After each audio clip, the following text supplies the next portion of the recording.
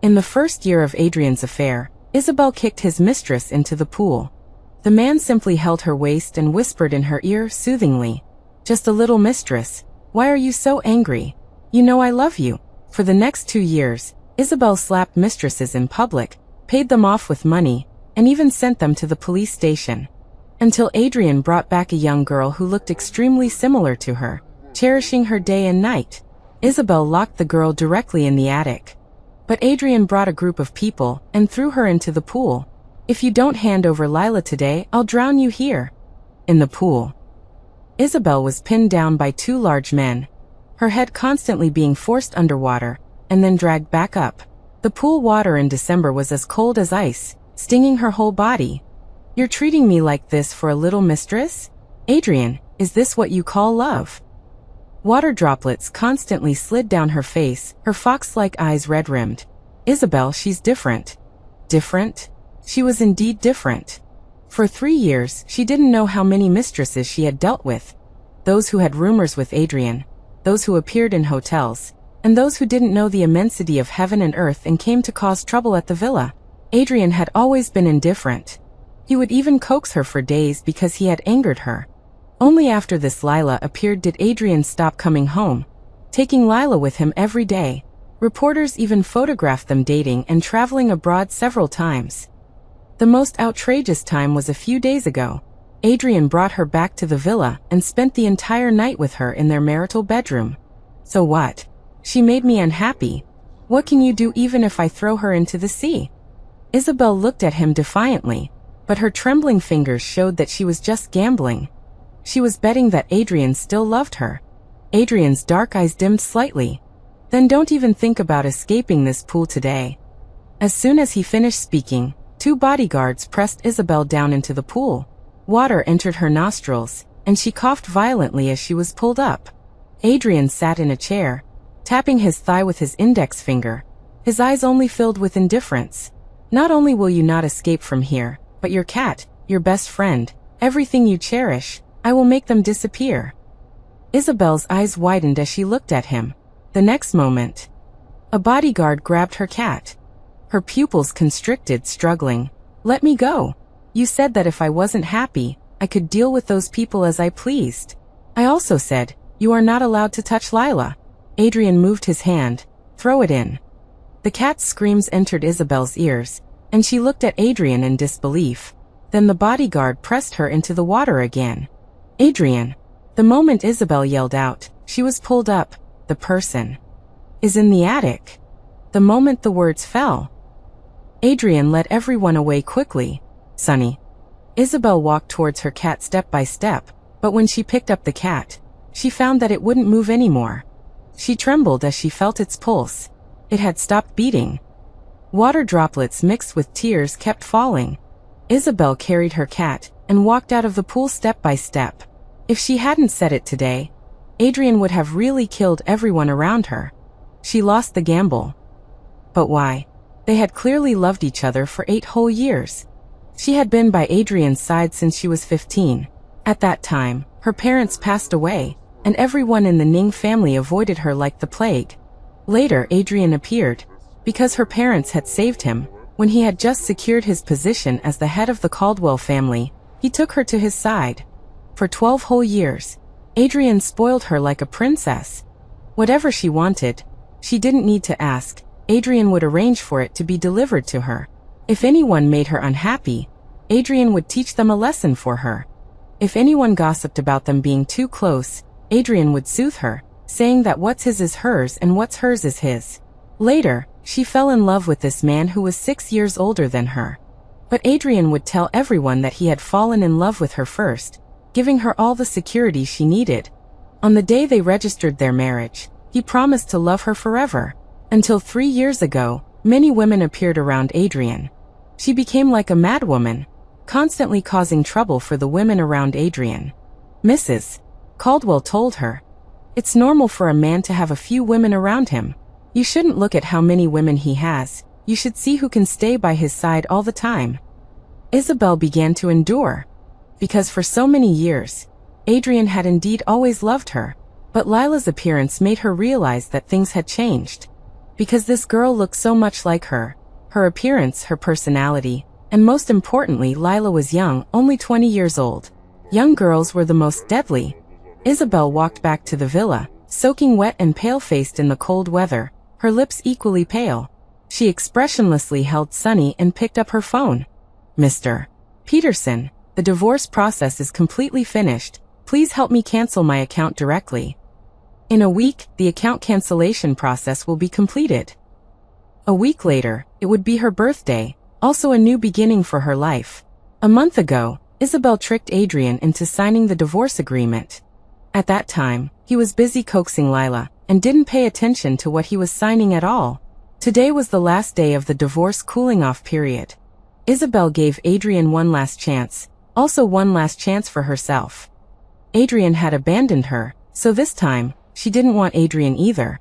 Isabel carried Sunny to the back garden, and dug a big hole under her favorite osmanthus tree. The maids next to her looked at each other, their eyes full of worry. "Madam, let us do it." "That's right, don't hurt yourself. If you get hurt, the young master will be angry." Isabel paused for a moment when she heard this, looking at her red and purple hands because of the cold, her eyes showing a painful expression. How could Adrian be angry? He should have found his little mistress by now, holding her in his arms and comforting her softly. She held Sunny and put it in its pink little nest, which was Sunny's favorite place to lie down. Isabel buried all of its favorite things with it. She also erected a small tombstone for it, which she wrote herself. After doing all this, Isabel began to pack her things. She opened her own walk-in closet, stroking the transparent cabinets, filled with countless clothes, shoes, and a wall of jewelry, all of which were given to her by Adrian. There were birthday gifts, holiday gifts, surprises that Adrian brought her from business trips, and things that Adrian specially bought to coax her when she was unhappy. The more beautiful it was in the past, the more ironic it all was now. She had people sort out everything inside, packing them into boxes one after another. Some were donated, some were thrown away, and the rest she took directly to be auctioned off. The second day Adrian didn't come home, Isabel went to a temple. Every year, she would have Adrian accompany her here to kneel and worship, simply because she heard that seeking the Buddha's blessing would bring them together for lifetimes. At that time, she hugged Adrian's arm and smiled brightly. "With my sincerity, the Buddha will definitely bless us, Adrian. We must be together for lifetimes." At that time, Adrian told her, "You don't need to believe in the Buddha, just believe in me. We will never be separated." Now everything was unnecessary. Isabel knelt before the Buddha for 6 whole hours. The abbot walked to her side. "Amitabha, what is the benefactor's obsession?" "Once I prayed before the Buddha to be with someone for lifetimes. For 5 years I never slacked off. Now that person has betrayed me. I used 6 hours to offset the promise I once made. I only ask to never meet that person again for all eternity." It was already night when she returned. Isabel's legs were already terribly sore. She opened the door and saw Adrian sitting in the living room at a glance. She walked upstairs as if she hadn't seen him. "Take Madam away." At Adrian's command, the 2 bodyguards behind him immediately came over and grabbed her. Isabel frowned, her face full of anger. "What else do you want to do?" "Lila has been diagnosed with a blood disease and needs a lot of blood transfusions. I remember you have Rh-negative blood. If it wasn't for you, she wouldn't have gotten sick. You should be responsible. She should thank me, otherwise she wouldn't have discovered this disease." Isabel was like a hedgehog. "Adrian, since you love her so much, then let me go. I promised your parents that I would take good care of you. You don't need to think about that." A sharp pain came from Isabel's heart. She always felt like a large hand was gripping her throat, making it difficult for her to breathe. Promised her parents. So all these years, it was just responsibility. There was no love at all, it was all an act. Isabel was taken directly to the hospital. Adrian didn't care about her life or death, and threw her to the doctor. "She has Rh-null blood type. If there's not enough blood, just draw hers." Those cold words were like knives stabbing into Isabel's heart. It was as if Adrian wouldn't be satisfied until he had torn her heart to shreds. Isabel was pinned to the hospital bed. She watched helplessly as her blood was drained away, bit by bit. Dizziness, nausea, pain, all rushed to the surface at once. The patient has a high fever. Stop drawing blood immediately. The patient's temperature is dropping rapidly. The patient is in shock. Something's wrong. Quickly call the director over. When she woke up again, Isabel looked at the snow-white ceiling above her head. It dawned on her that she had almost died because of the transfusion. You wouldn't be like this if you just listened. She turned her head slightly and saw Adrian sitting by her bed. You know these people can't shake your position. The position of Mrs. Adrian will always be yours. I'll take care of all the gossip outside. Isabel, after all these years, why can't you be more sensible? Isabel closed her eyes in despair. A tear rolled down from the corner of her eye and disappeared into the pillow. Adrian, can you swear to me that you don't have any other feelings for Lila? That she isn't different from everyone else? I just kept her around for a few months longer. Lila is indeed different from others. It's normal. You need to accept it. Then I'll leave you for good. Isabel never thought Adrian would say such a thing so matter-of-factly. She clenched the blanket tightly, her voice filled with determination. You were brought to my side when you were 15. You can't go back to the Ning family anymore. The Caldwell family doesn't like you either. Even if you leave me, everyone knows the relationship between us. Who would dare to take you in? Isabel, don't be impulsive. Adrian sat on the chair, his expression hardly changing, as if he was completely using his business tactics on her, and she was trapped. He sighed softly and stroked her forehead. The position of Mrs. Adrian is still yours. Stop thinking about dealing with Lila. I will still be the one who loves you the most. Isabel's hand gripping the bedsheet trembled incessantly. If love is used as a handle, then she is a joke. For so many years, Adrian had controlled everything about her, but he forgot that she couldn't go back to the Ning family. But her parents had already left her a way out to protect her. The hospital room door was knocked. Am I interrupting you? Lila stood at the door in a hospital gown, holding a thermos in her hand. Isabel frowned slightly the moment she heard the voice. This was the second time she had seen Lila. The last time was at the villa, when she was nestled in Adrian's arms, very shy. Lila looked 5 parts like her, but lacked her arrogance and brightness. Lila, like her name, seemed fragile. Why did you come? Didn't I tell you to rest well? Why are you wearing so little? Come over here. Adrian got up and walked to her, then took off his coat and put it on Lila. Lila glanced cautiously at Isabel. I know that Mrs. Almost, because of donating blood to me, so I specially asked someone to boil a soup for her, to replenish her. She put down the thermos in her hand, then took out the contents. It was boiled for several hours, chicken soup with yam. It's very nourishing. She opened the soup, and the aroma instantly filled the entire ward. Isabel watched Adrian half holding Lila, his eyes full of pity. She then turned her head away. No need, take it away. It's really nourishing, and it was boiled for several hours. If you're worried I put something in it, I can try it first. Lila held the soup closer to her. Isabel was a little impatient. I said I don't need it. Don't you understand? Instantly, the entire thermos fell to the ground, making a crisp sound. The soup was spilled all over the floor, and Lila's hands and legs were burned red. Isabel didn't expect this to happen.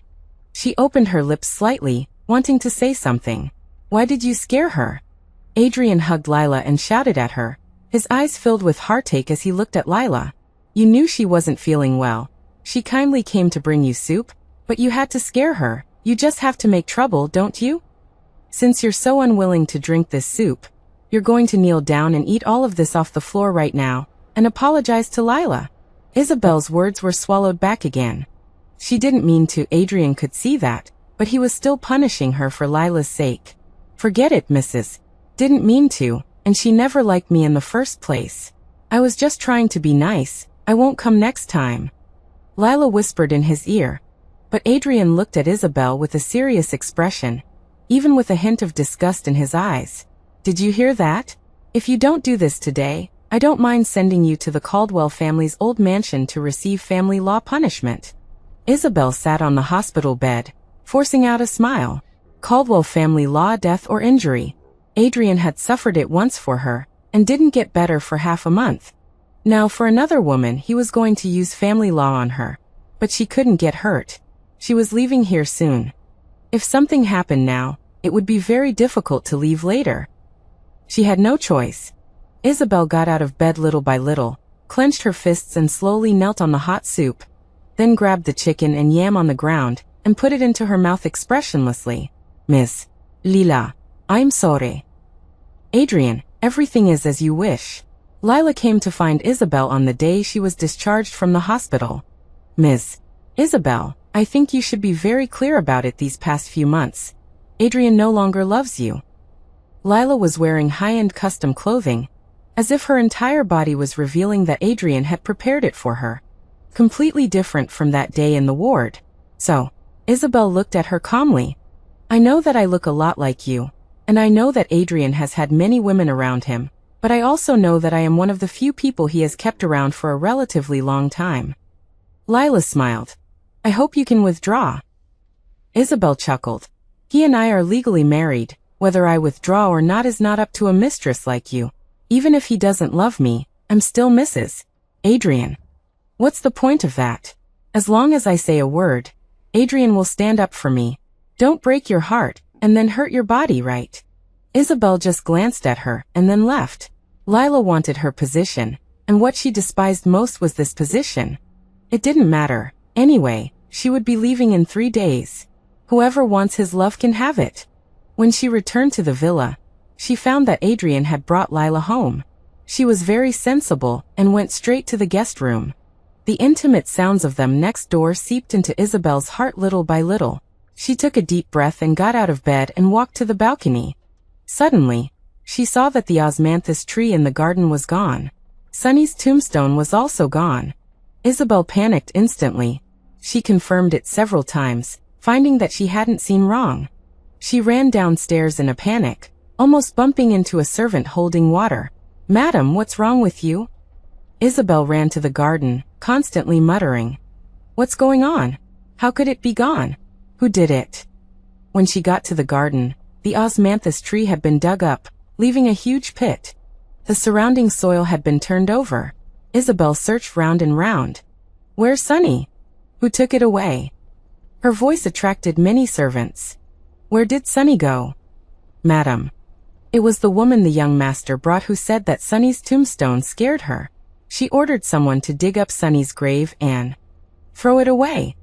Isabel felt as if the blood in her whole body was flowing backwards. She clenched her fists, turned around and rushed upstairs. She pushed the door open violently.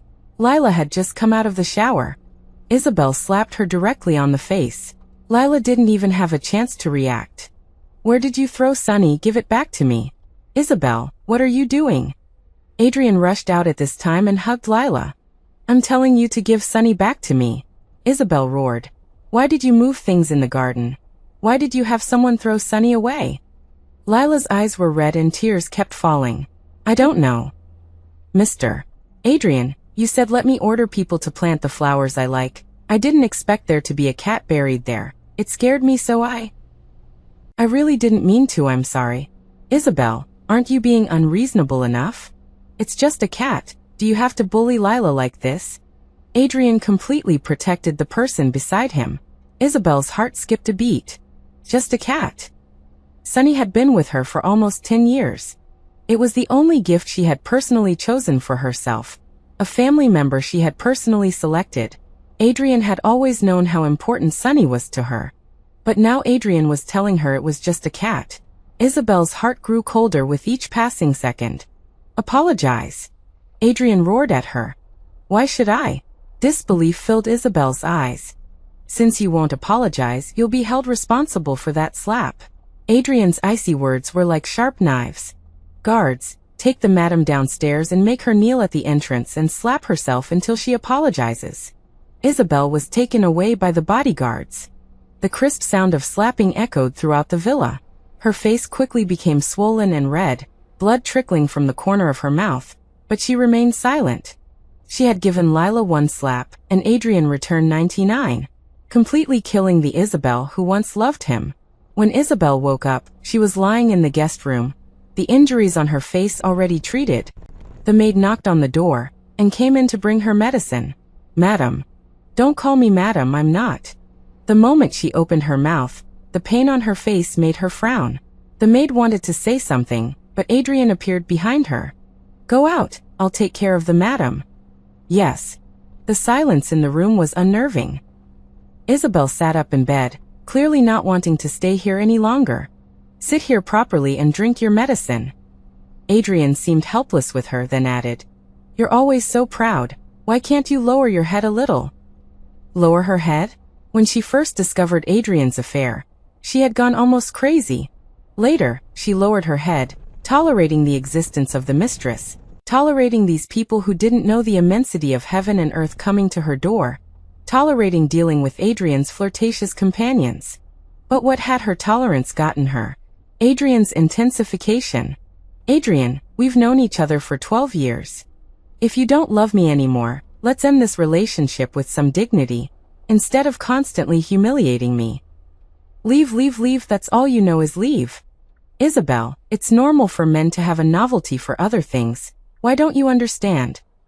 Letting you leave is impossible, divorce is even more impossible. I brought you by my side when you were 15 years old. No one understands you better than I do, and no one will love you more. Adrian pulled her back and then pressed her into his arms, just like before, comforting her. This time I went a bit too far. Your birthday is the day after tomorrow. I've prepared a surprise for you. Don't be angry with me. Isabel stared blankly at the calendar on the wall, her tone indifferent. Really? I also have a gift for you that day. Adrian paused slightly. I don't need a gift, I just need you by my side. Okay, I'll buy you another ragdoll cat just like that one later. That osmanthus tree was just transplanted. If you like it, I'll have someone bring it back. Hearing these words, Isabel's eyes showed some disgust. No need. She now clearly realized that everything she possessed was given by Adrian, and Adrian could take it back at any time. This was like a huge woven net, only she was trapped in it. Isabel no longer wanted to be a bird in this cage. In the evening, Adrian brought Lila over again. Isabel was no longer as heartbroken as before, but she felt a little uncomfortable when she heard them laughing and joking. In the second half of the night, the noisy sounds outside woke Isabel up. She frowned and slowly opened her eyes. The whole villa was lit up. Through the window, Isabel saw what looked like flames outside. She suddenly jumped out of bed. The moment she opened the door, the entire house was engulfed in flames. Isabel rushed anxiously to the bathroom, then wet a towel, wanting to run downstairs, when she caught a glimpse of Lila in the downstairs bathroom. Without thinking, she ran straight over. What are you hiding here for? Run quickly. Isabel, how about we make a bet? Lila covered her mouth with a wet towel, but there was no hint of fear on her face. What? Isabel was a little confused. What are you doing at a time like this? Lila found a stick from somewhere and directly smashed the floor-to-ceiling window in the adjacent living room. But a pillar from upstairs fell down, almost injuring them. But her face wore a smile.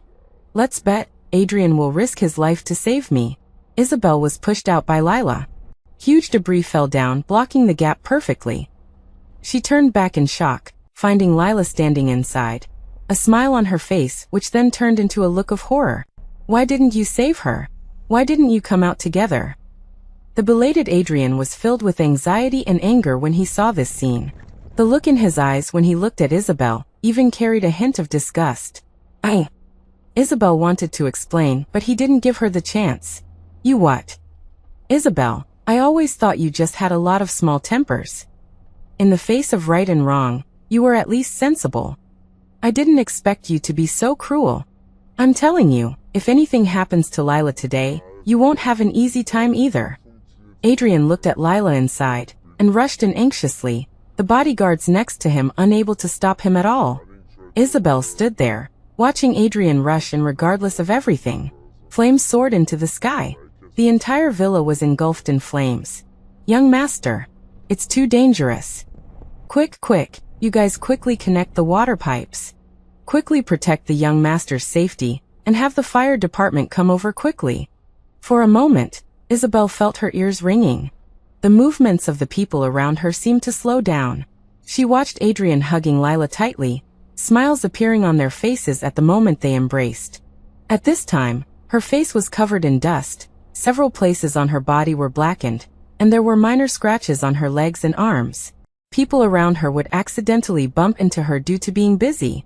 At this moment, she truly felt that Adrian really didn't love her anymore.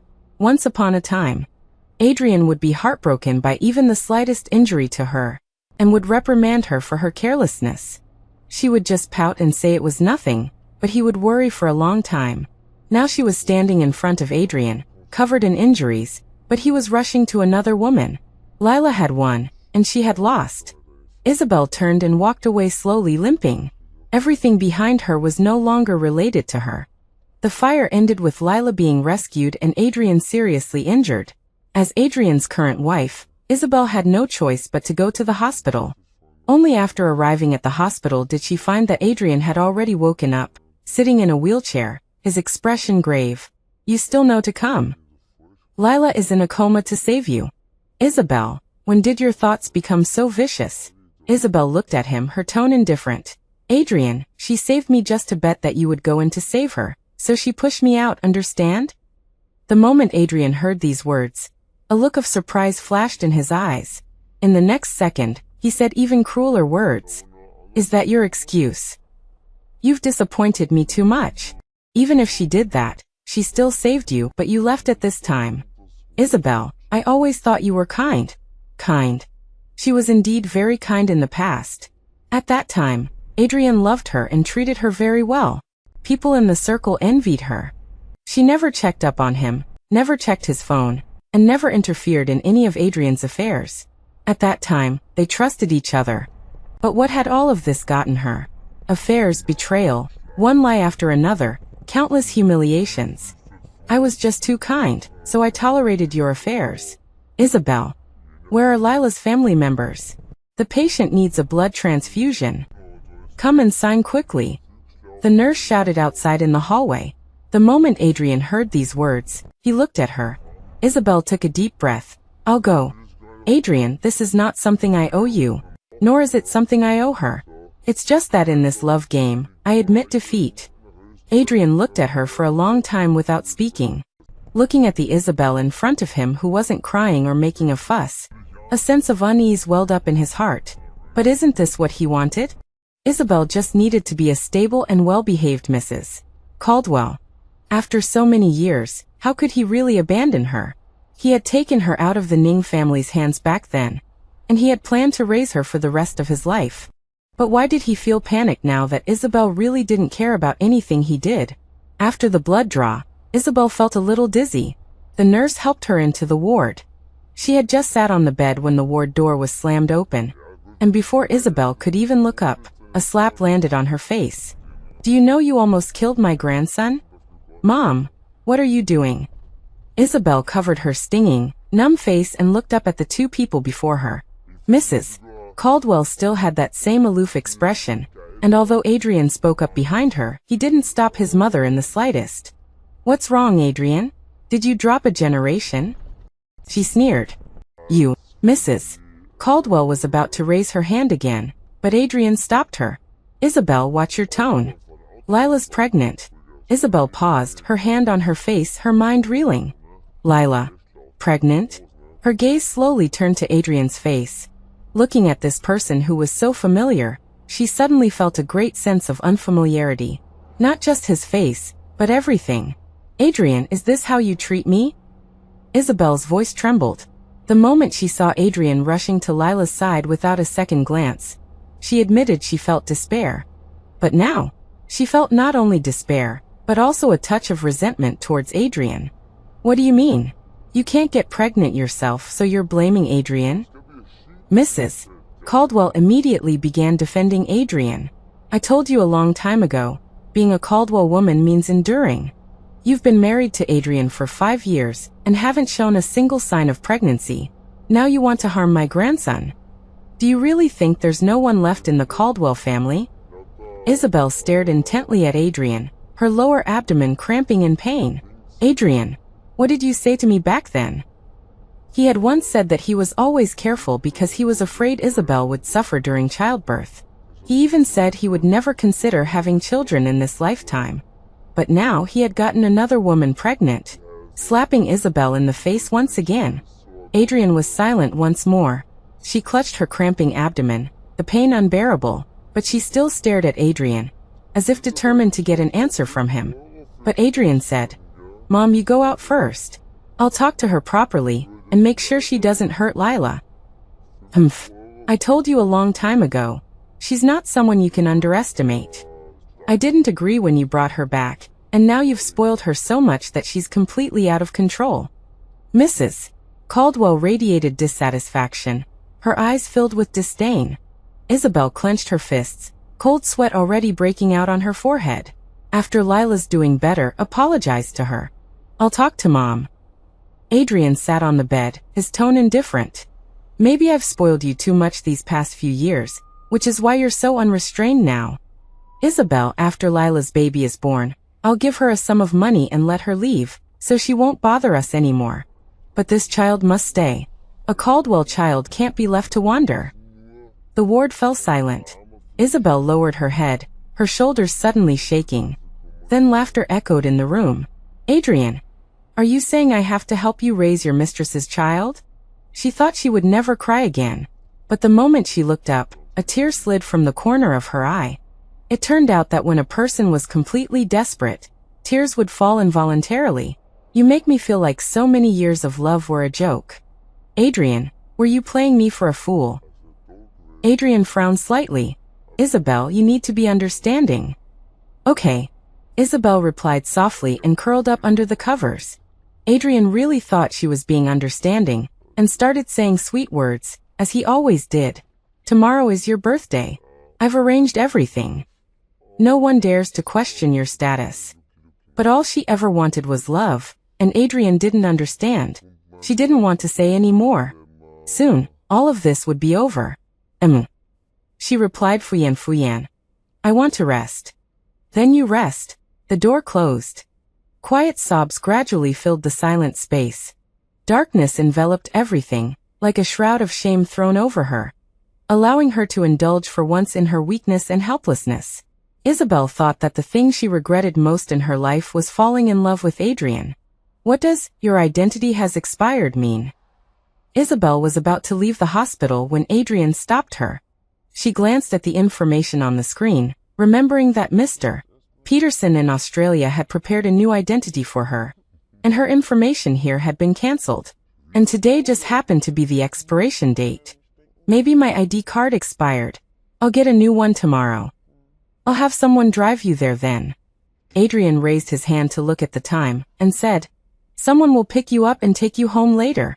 The makeup artist is already at the house. It's your favorite one. You go first. Lila has to do some tests later, so I'll stay with her and come find you." Isabel looked at Mrs. Caldwell and Lila not far behind Adrian, the two of them chatting and laughing. Adrian also turned his head from time to time to look behind him. It seemed that they were the real family now, and she was an outsider. At this moment, she suddenly felt relieved. What didn't belong to her was no use, no matter how many years she tried. She didn't need to change herself for others. "Adrian, I forgot to say something." "What?" Adrian turned his head, slightly surprised. Isabel took a deep breath, straightened her back and said, "Congratulations on becoming a father." Adrian looked at her, his eyes filled with complex emotions. He didn't understand why Isabel would suddenly say something like this, and the uneasiness he had been feeling for the past few days surged up in his heart again. "Isabel, that will also be your child." How could it be her child? Adrian always said she was too naive, but now she thought that the person who was truly naive was Adrian. Turning to leave, Isabel suddenly looked at him again. "Adrian, if I leave one day, will you feel that everything you've done today was a mistake?" Adrian frowned, his tone losing its initial friendliness. "I told you you can't leave. And after this, everything will return to normal." Isabel smiled at him without saying anything more, then turned and left the hospital. She made an excuse and had the person who was supposed to pick her up go back. At the same time, she gave them a USB drive, saying it should be projected onto the big screen later. Then she hailed a taxi and left. She didn't go back to the villa, nor did she go to the airport. Instead, she went to the cemetery. Standing in front of her parents' tombstones, grievance filled her chest. "Dad, Mom, I'm leaving here, and I'm going to leave Adrian completely. Your decision back then was right. Maybe I shouldn't have stayed here in the first place. Now I finally understand. I might not be able to come back and see you in the future, but I will miss you. She placed 2 bouquets of flowers on the tombstones, and after saying a few more words, she reluctantly left. On the way to the airport, she saw the makeup artist calling her. She had deleted all of Adrian's contact information, and finally threw the phone card out the car window. Suddenly, snowflakes began to fall outside the window. Isabel watched this scene, suddenly remembering the day Adrian came to pick her up. It had also snowed. At that time, Adrian was like someone walking out of the light, saving her life. At that time, she thought she would love this man for the rest of her life. Now she understood that for Adrian, it was just a small act of kindness.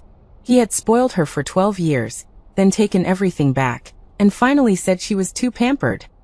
But Adrian had forgotten. Back then, when she was bullied, Adrian said that with him, she could do anything she wanted. She reached out and caught a snowflake. It was snowing again, Adrian, but this year the snow didn't feel the same as before. Just like them, there was no going back. Goodbye. Goodbye forever. Adrian, the banquet is still tonight, so just spend some time with me. Lila held Adrian's hand, leaning against him, being very clingy. Adrian looked at the time. It was indeed still early. At Isabel's usual speed, she should still be getting her makeup done, maybe still struggling to choose which clothes to wear. Thinking of this, he couldn't help but curve his lips into a smile. I'm here to keep you company. The doctor said you need to rest well. Drink your pregnancy stabilizing medicine first. I don't want medicine. I want you. Lila hooked her little finger around his, her eyes openly seductive. The buttons of her hospital gown were undone at some point, revealing her slightly swollen belly beneath. In the past, Adrian might have taken the bait, but today for some reason he felt a vague unease. His mind kept replaying the calm look on Isabel's face when she left. He pulled his hand away, trying to hide his discomfort. Rest well. Don't be silly. I'm not being silly. Don't you want to? You said it was exciting the other day, didn't you? And Isabel isn't paying attention to these things anymore. Isn't that great? Lila slowly got up, trying to take off his clothes. In the next second, Adrian pushed her away. It's not that I don't want Isabel to pay attention to these things. It's just that I'm afraid she'll find out about them. It's her birthday today.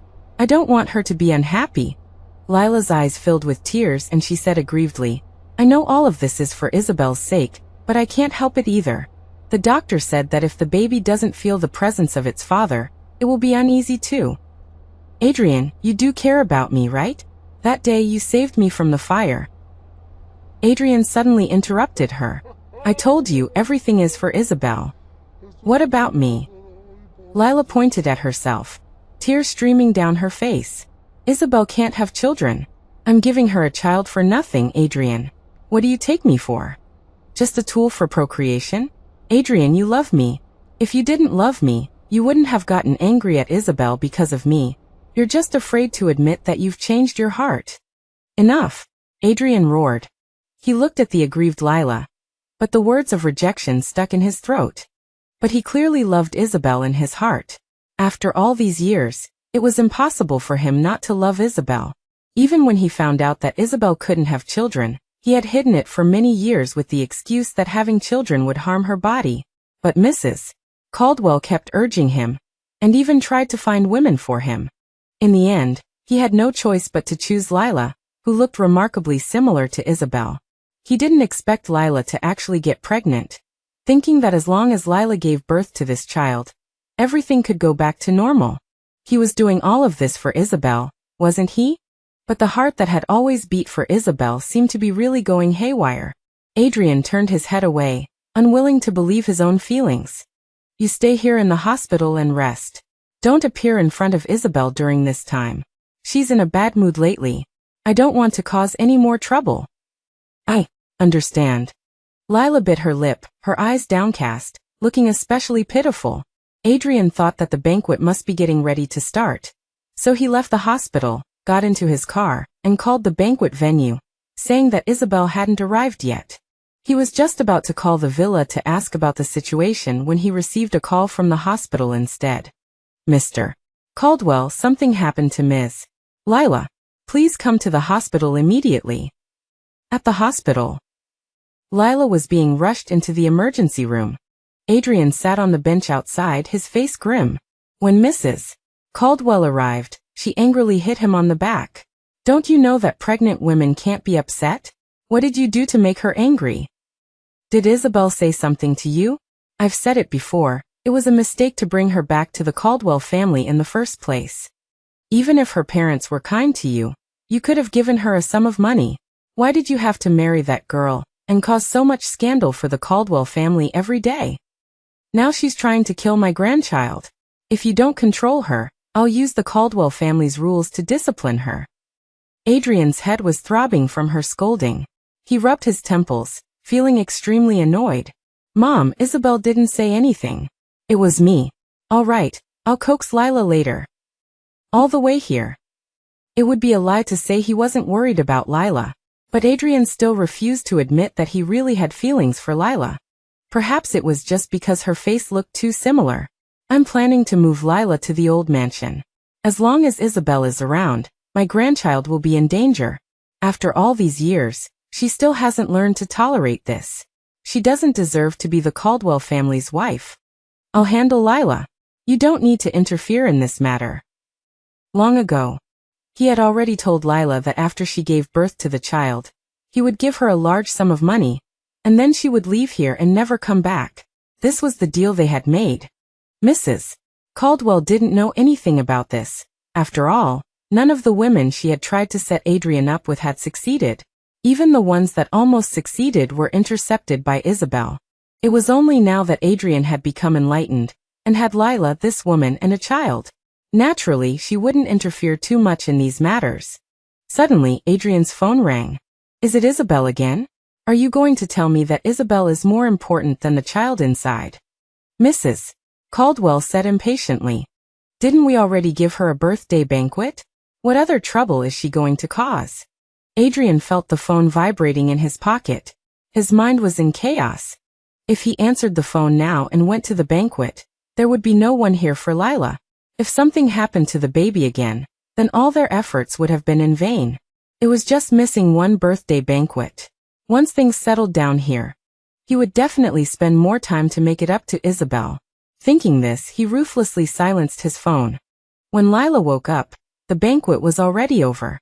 Adrian had been worried about Lila's condition, so he hadn't checked his phone the entire time, and didn't know what had happened at the banquet.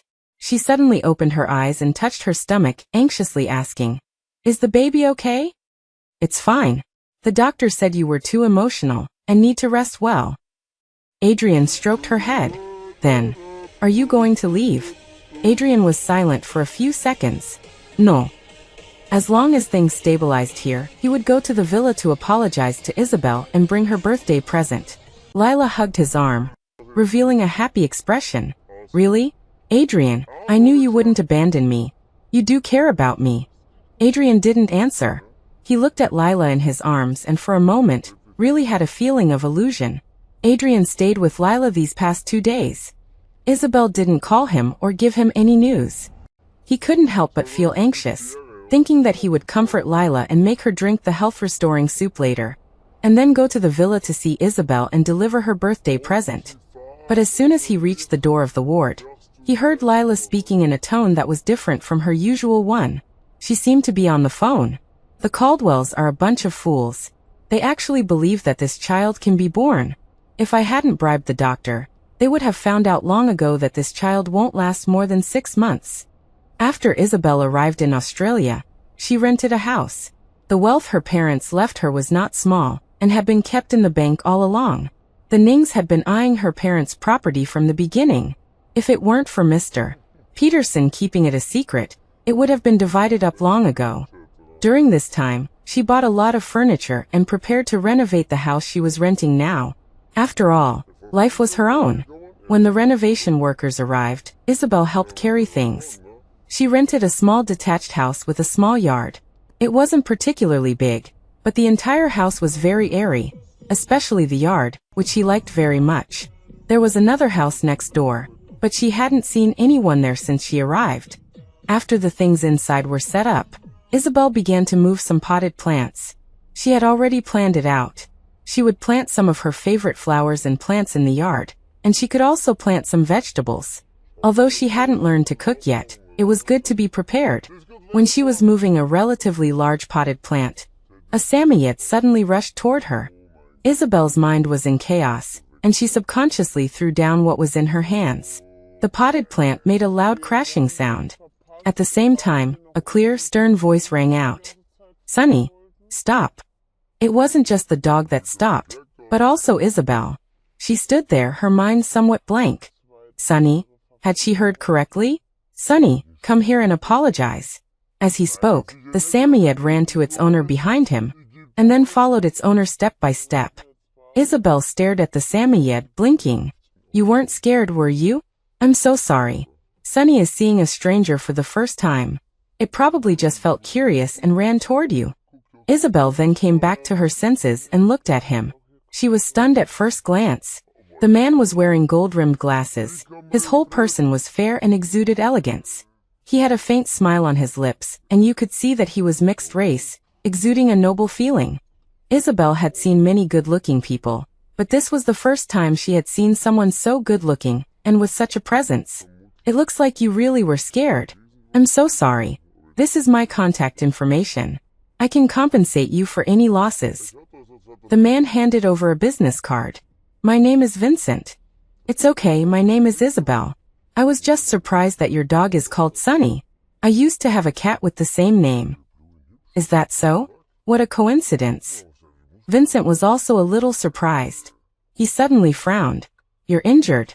I'll take you to the hospital for a checkup, and to bandage it up." Isabel lowered her eyes and looked at her leg, only to realize that it was already bleeding. The pain rushed over her belatedly. She originally wanted to refuse, but she stumbled after taking just one step. Vincent hugged her almost without hesitation. Their eyes met. Isabel didn't know why she had such a strange feeling. She was just about to get up when Vincent picked her up. She instinctively wrapped her arms around his neck. "I'll carry you to the car. It's okay, I'll take responsibility." Isabel hugged his neck, and for some reason those words sounded strange.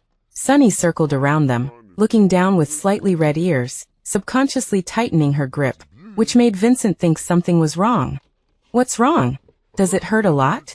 My car is just ahead." "No. My potted plants are still outside." Vincent carried her into the car, propping himself up to look at her. His charming eyes filled with laughter. "So you were worried about the potted plants. I thought." "It's okay, I'll help you move them in later. I forgot to mention, I'm your neighbor." Just that smile. Isabel felt her face heat up, and she quickly turned her head away, nodding slightly. "Thank you. Is there anything else you need to say? If not, we'll be off. If we don't leave now, I'm afraid your wound will heal, and I won't have a chance to show off." "Oh, then let's go quickly." Vincent chuckled and got into the driver's seat. Sunny also got in. Isabel's face was red, but the corners of her mouth couldn't help but turn up. Find out which Dr. Lila bribed. Adrian, holding a thermos, stood in the hallway. After he hung up the phone, he took out a cigarette, lit it, and his mind was filled with Lila's words. "Of course I know how to make a big score. Mrs. Caldwell likes me very much now. Adrian has even abandoned his wife for me. If this baby wasn't impossible to carry to term, would I give up the position of Mrs. Adrian? Isabel is also a fool. She can't handle even this little trick. I thought she was so capable. When the money comes through, we'll go abroad directly. I've already decided where to go. Adrian probably won't be coming for the next few days. Why don't you keep me company? The doctor said it's okay to do it even when you're pregnant."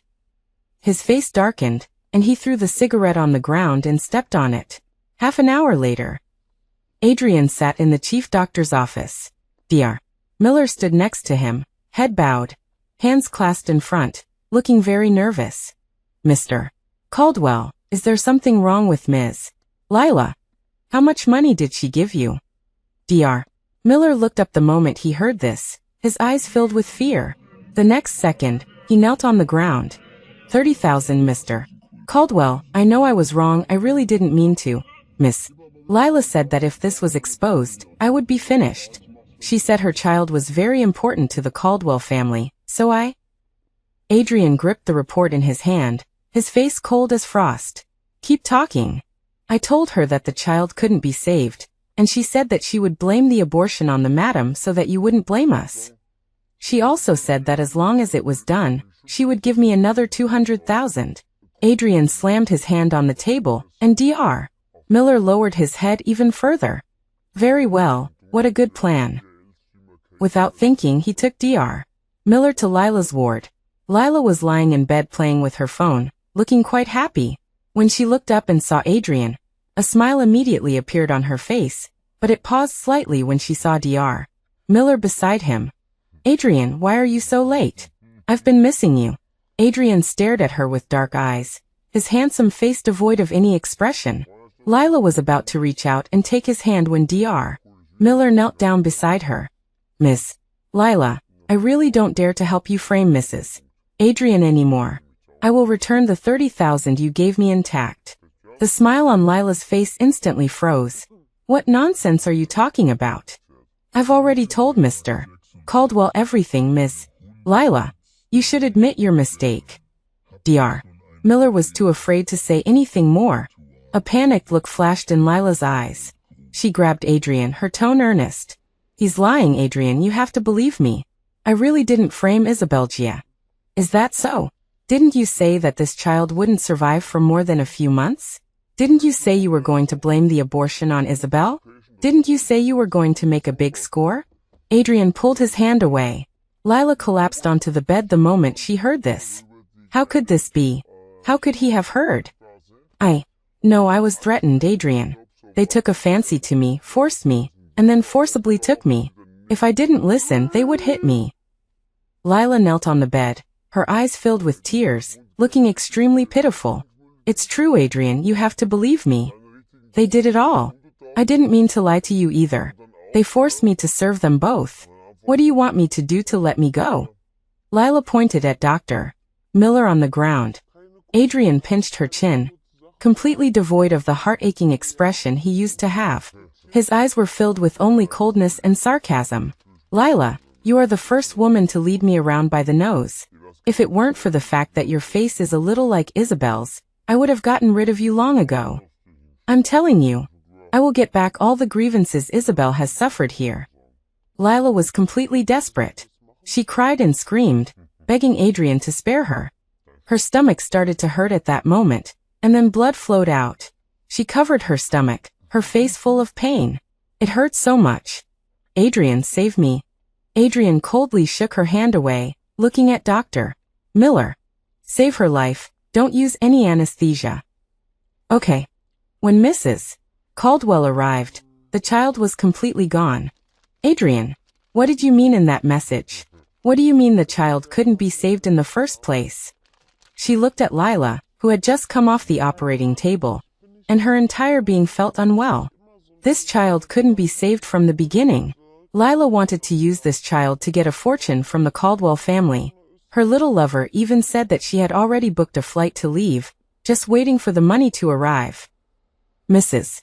Caldwell leaned against the wall, seemingly trying to calm her emotions. Are you saying all this is true? She also colluded with her lover to frame Isabel, wanting to drive Isabel away. Mom, don't send people to my side anymore. Isabel and I can live a lifetime even without children. Adrian rubbed his forehead, his mind full of Isabel's face. At this moment, he really wanted to find Isabel. Isabel had suffered too many grievances during this time. Mrs. Caldwell seemed to finally realize what she had done wrong. She leaned against the wall, and for a moment she felt as if she had aged 10 years. Adrian, don't let this woman go. How dare she play her? The Caldwell family had never made such a joke in this circle. Adrian's eyes darkened. I've already arranged for someone to take her back to the basement. After doing all this, he drove towards the villa. It had been 5 days. Isabel hadn't sent a single message. The calls were still from the banquet hall and the villa, but he had been preoccupied with Lila's child at the time and ignored them. Isabel must be very angry. Adrian glanced at the flowers on the passenger seat, as well as Isabel's favorite small cake, and took a deep breath. He hadn't felt this kind of tension since 12 years ago, when he rushed to the Ning family and brought Isabel back. He, who had not yet firmly secured his position in the Caldwell family, knew very well how many eyes were on him, but he was still determined to keep Isabel by his side. He didn't expect so many years to pass in a flash. When he arrived at the villa, Adrian parked the car, took the flowers and cake, as well as the birthday present that he had prepared but hadn't sent. But when he opened the door, it was completely dark inside. Adrian put down the things, then turned on the lights, and found a row of dresses laid out in the living room. Those were the ones he had prepared for Isabel's birthday, but the dresses hadn't been touched at all. There were also many accessories next to them, which hadn't been touched either. There was even some dust on the coffee table, as if no one had lived in this house for days. Adrian's heart was pounding, and a bad premonition welled up in his heart. He called Isabel's name and ran upstairs. The entire villa was empty. What exactly is going on? The uneasiness was making him a little restless. This was the first time Isabel had not contacted him for so long, and had even played a disappearing act. Adrian had a guess in his mind, but he immediately denied his own thoughts. Impossible. Isabel couldn't leave him. They were husband and wife, they had a marriage certificate. Even if Isabel was throwing a tantrum, as long as he didn't agree to a divorce, she couldn't leave. But curiosity drove him to check the things in the bedroom, and he found that many of Isabel's clothes were gone, and her favorite white suitcase was also missing. He couldn't find these things in the guest room either. He ran to Isabel's favorite room, and the jewelry, clothes, hats, high heels, and all kinds of small trinkets were gone. Suddenly, he remembered that one day a servant said that Isabel had cleared out a lot of things. But what was he doing at that time? Dragging Isabel to the hospital to give Lila a blood transfusion. Adrian suddenly remembered the dresses downstairs, and called the people at the banquet hall. Did Isabel go to the banquet hall on her birthday? Mr. Caldwell, you finally surfaced. We've been trying to contact you for days. The madam left on her own that day. The villa said that the madam didn't go back at all, and not only that, but we can't get through to her phone. Madam sent a USB drive over, said it's for you to watch. In that instant, Adrian felt like a part of his heart had collapsed. He hastily hung up the phone, his hand trembling as he dialed the number he had pinned to the top of his contacts. But the cold, robotic voice kept coming from the other end. Had Isabel really left? How could this be? Isabel couldn't leave him, impossible. Mr. Caldwell, this is the USB drive madam left for you. The person in charge ran over to deliver the USB drive specifically, then left. Adrian anxiously plugged the USB drive into the computer, and a video popped up the next second. For a moment he didn't dare to click on it. A long silence. He finally clicked on the video. Adrian. He hadn't heard Isabel's voice in 5 days, and he felt momentarily dazed. In the video, Isabel was sitting on a chair in the room, her hair falling over her shoulders, her face without makeup, but her eyes were gentle and slightly indifferent. Knowing you, I think you probably didn't go to the banquet hall. You only contacted the person in charge there after you realized I was gone. And that's how you got this USB drive. Adrian was slightly stunned. His lips trembled, but he couldn't say a word. Since you already know I'm gone, you've probably guessed it too. I've left you completely. Impossible. You can't leave me. Adrian replied to the video on his own. You think it's impossible, right? But that's the reality. I don't think you'll find the divorce certificate hidden in the bedside table either. Adrian froze completely at the last 3 words. When he rushed upstairs, he really found 2 divorce certificates in the bedside table. The divorce application was prepared a month ago. You were worried about Lila on the day you signed it, so you didn't notice anything. On the day of the divorce cooling-off period, you held me down in the swimming pool and asked about Lila's whereabouts. Later, I went to get the divorce certificate and put it in here, and you never noticed it either. Adrian, you see, you actually had many opportunities. Adrian thought about what happened that day. After finding Lila, he took her to the hospital. He clearly had countless opportunities to open this cabinet, but he never opened it once, missing it completely. Adrian suddenly felt regretful. Why was he so careless? The day I recorded this video happens to be the 12th anniversary of our meeting. 12 years, it's been a long time. Isabel took out a group photo in the video. It was taken 12 years ago. We've known each other for 12 years, loved each other for 8 years, and been married for 5 years.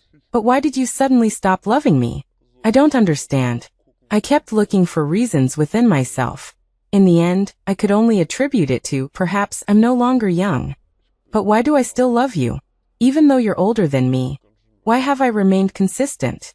Adrian, the way you rushed into the fire to save Lila that day was just like the way you came to save me at the Ning family back then. At that moment, I understood that I had completely lost. I congratulate you and congratulate you on becoming a father, and I congratulate you on your family of 3 being able to be together, because I'm withdrawing. Adrian kept shaking his head. No, I just did it for the child. Isabel, please come back.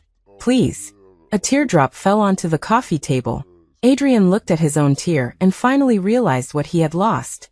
Adrian. He looked up at Isabel in the video. Adrian's eyes were already red and swollen when he heard this. When I was 16, you told me that with you, I didn't have to be afraid of anyone. When I was 19, you said that the people of Adrian should be arrogant. When I was 22, you told me again that whoever made me unhappy could be punished, and you would take care of everything. You taught me to be the way I am now step by step, and you also told me with one slap after another that everything in the past was just an illusion. Adrian stared at Isabel in the video, his lips trembling. Isabel, I thought you would tolerate me this time, just this once. The previous ones were actually fake. I just didn't want you to be targeted by the Caldwell family because of the child. Isabel, I was really wrong. But Isabel in the video couldn't hear his words, and the words continued. So Isabel is already dead. Don't come looking for me, and don't even think about investigating where I've gone, or using any means to force me back. I have nothing to do with you anymore. No. No. How could we have nothing to do with each other? Isabel, please don't be angry with me, okay? He collapsed on the ground, Isabel's voice echoing in his ears. Adrian, I wish you all the best, and I wish us to never have any relationship, and never see each other again. Are you really planning to open a coffee shop? I can invest. Isabel lay on the recliner, the sunlight falling on her face, especially comfortable. The weather here is really good, the breeze gently caressing. Even if there is something unhappy, it will be alleviated by such good weather. Sunny circled around her, its tail occasionally brushing against her arm, which was extremely interesting. So trusting of me? Vincent put a cup of coffee next to her hand. Isabel naturally picked it up and drank it. Great talent. How could I not trust you? Actually, I also want to find something to do. Although her money is enough for her to live a lifetime, it's really boring to always lie down. She and Vincent have been in contact since going to the hospital. They also walk the dog together every day. Later, Vincent found that she had nothing to do and was just lying down every day. So he handed over the task of walking the dog to her. Gradually, the two became more familiar. Vincent's family also has a family business, but he is not interested in it, so he moved out by himself. He said he was not interested, but he also invested a lot. Vincent's business acumen is stronger than Adrian's. Isabel discovered this at a meeting. It can be said that as long as Vincent approves of a project, it will make money. The most important point is, Vincent's cooking is especially delicious. Since Isabel tasted his cooking, she dismissed the idea of cooking herself. Living so close, it's not too much to mooch a meal, right? Very good, this skill, you really have to open a store. You're quite good at flattering me. I'm telling the truth. The location of the cafe was quickly selected, and Isabel accompanied Vincent to select what was needed. Vincent gave the right to decorate to Isabel. You are half the owner of this store, of course you have the right. He said it strangely, but Isabel didn't think too much about it. But when she thought that she could decorate the whole store, she felt very excited and full of challenges. Facts have proved that Isabel is really serious about this store. Every day she is looking at pictures, and also looking for some unique designs. In order to make the cafe more attractive, she also went to other cafes to learn about it. Vincent, I think this is better looking. Yeah, pretty good, better looking than the last one. Vincent, I want to change this place, what do you think? I support you. Vincent, will you accompany me to see other stores? I will definitely accompany you if you want to go. In half a month, Isabel lost a lot of weight. She lay on the chair to rest, visibly tired. Vincent sat beside her and covered her with a blanket.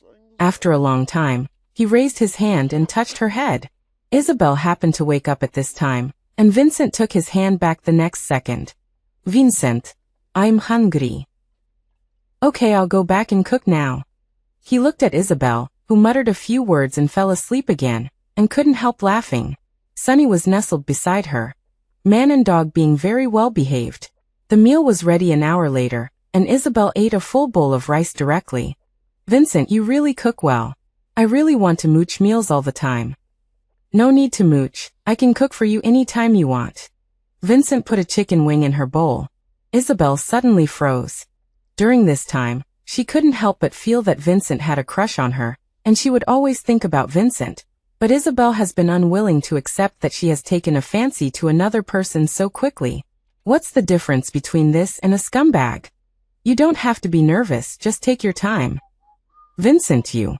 Isabel really wanted to ask that question, but after hesitating for a long time, she finally put down the chopsticks. I'm full, I'll leave it to you. I'm going back first, thank you. Back in her own house. Isabel buried herself in the sofa, but her reddened earlobes betrayed her. By the time she figured it out, it was pitch black in an instant. Power outage. She took out her phone to illuminate herself, and found that only her house was out of power. Without thinking about it, she prepared to go out to find Vincent, but as soon as she took 2 steps, she heard movement outside. She thought Vincent was here, but the next second, she heard 2 footsteps.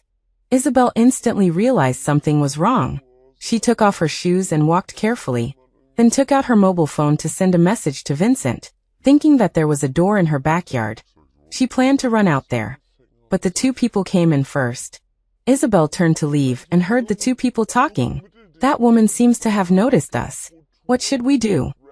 Is there any news about Madame yet? Not yet. All of Madame's information has been cancelled. She hasn't contacted any of her old friends, and there's no news from the Ning family. Adrian threw the documents in his hand directly onto the floor. She's only been gone for this long, and you can't even find this out. What am I paying you for? Madame hasn't even used a bank card. There's no trace of her life at all. We really can't do anything, the assistant said, had lowered, also finding it difficult. Who would have thought Isabel could be so ruthless, truly leaving no trace at all? Adrian put his hands on his hips, looking irritated. He stood in front of the floor-to-ceiling windows, looking down at everything below. He had been with Isabel for 12 years, and he knew her little habits like the back of his hand, but this time he truly didn't know where she would go. Check again, even if you have to go through all the surveillance footage. You have to find out where Madame has gone. Understood. As the assistant walked out, Mrs. Caldwell walked in. Adrian, I went to the villa, but Isabel isn't there. And none of the villa servants are there either? Have you moved somewhere else? The secretary behind her put down 2 cups of tea and left. Adrian was already annoyed, and hearing these words only gave him more of a headache. He raised his hand to rub his forehead. Mom, Isabel left, she ran away. What? How could she leave? She hasn't mentioned leaving all these years. Why is she suddenly leaving now? Mrs. Caldwell looked at him in shock. But these questions finally caused Adrian to explode. Why wouldn't she leave? She's a person too. You've been constantly trying to put women around me these past few years. Isabel was furious, and now look, you said if Lila can't get pregnant, she should leave. Lila conspired with that doctor to deceive us, using a child to trick you. And she even wanted to force Isabel away. Didn't you always dislike Isabel? Now look, everything is as you wished. He turned around and sat on the sofa, drinking a cup of tea in one gulp. Mrs. Caldwell felt wronged. Wasn't I doing it for you, for the Caldwell family? If Isabel had some tact, would things have turned out like this today? I also knew it was wrong, so I was thinking of going to Isabel to apologize, but how was I to know she'd just left? Adrian also knew that his mother just wanted a child, but it was precisely this matter that led to Isabel leaving. Just find her first. After so many years of feelings, she can't just leave, and no one in the Ning family can help her. Even if I don't like her, she's been our daughter-in-law for so many years. The Caldwell family needs to maintain some semblance of reputation. Alright, stop meddling in these things. Adrian clearly dismissed her. He knew why Isabel had left. He had watched the video of that day over and over again, each time feeling Isabel's censure. Mrs. Caldwell suddenly said, "Where's Lila? Where have you locked her up? I can't make amends to Isabel, but I can still deal with this woman." Adrian wanted this woman he had locked in the basement, and a dark light flickered in his dark eyes. Lila was the one who caused all of this. If it weren't for her, Isabel wouldn't have left. You're right, I'll go take care of this matter first. Inside the villa, Adrian walked towards the basement. There was a musty smell, not damp, but very dim, looking a bit creepy. The further he went, the more clearly he could hear the voice of the person inside. "I want to see Adrian, let me see Adrian. I have his child in my belly. He wouldn't dare treat me like this. He loves this child the most. Ah, let go of me. Who told you to treat me like this? I'll tear your faces off. Where's Adrian? Please go tell him, can I see him?" Adrian walked into the room. Lila was covered in blood. Her face so dirty that you couldn't even see what she looked like. One of her legs was chained, and there were bloodstains on it. The moment Lila saw Adrian, a look of joy appeared on her face. "I knew you would come to see me, Adrian. I know I was wrong. Please let me go." She knelt on the ground and kowtowed. "I can still get pregnant. I definitely won't play tricks this time. I'll leave after the child is born, okay?" But Adrian's eyes showed a hint of disgust. "What did you say to Isabel?" "What?" Lila looked blank. I didn't say anything. She couldn't take it herself. I didn't say anything." As soon as she finished speaking, Adrian got up and kicked her directly. Lila curled up in pain. "Didn't say anything? Why would Isabel leave? I'll make you pay the price." Lila clutched her aching belly and stared at Adrian, her eyes red. "Wasn't it you who indulged me?" Adrian was instantly furious. "What did you say?" Lila suddenly laughed. Her laughter echoed throughout the basement. "When something happened to me, didn't you hold Isabel down in the swimming pool? Didn't you grab her and give me a blood transfusion? You smashed the soup and made her kneel down to eat it and apologize. The villa was on fire, and you rushed in to save me without regard for anything, then had her give me a blood transfusion? That day of the birthday party, you stood her up for me, Adrian. Isn't this all you indulged me?" One thing after another was said by Lila, and all the memories flooded into Adrian's mind at this moment, and he unconsciously clenched his fists. So Isabel had suffered so much. And what about him? What had he done? Constantly pushing Isabel into the abyss, and rebuking her for being ignorant. "You're speechless because I hit the nail on the head? What if I tricked you? If you hadn't indulged me, would I have done this? And you believed me too. Adrian, I've said it before, you've fallen for me. You just don't dare to admit it." Adrian narrowed his eyes and pinched her chin, the ferocity in his eyes completely undisguised. "Who told you to say these things? You're not worthy of me loving you." But he knew in his heart. It was him who had hurt Isabel. When Mrs. Caldwell pressured him, he could have refused, but he used the excuse that Isabel would be gossiped about to approach those women. He had cheated long ago. Isabel forgave him again and again, but he began to not care about Isabel's feelings. Over these past few years, Isabel had gone from madness to acceptance to calmness. This obvious change, he actually attributed all of it to Isabel being sensible. "Whether I'm worthy or not isn't up to me to say, Adrian. If you're really a man, admit your inner feelings. You're just relying on Isabel not divorcing you. That's why you dare to be so unscrupulous." Lila looked at him with a smile, her tone full of mockery. "Now that she's left, you know the taste of losing her. Aren't you cheap?" Adrian loosened his grip slightly.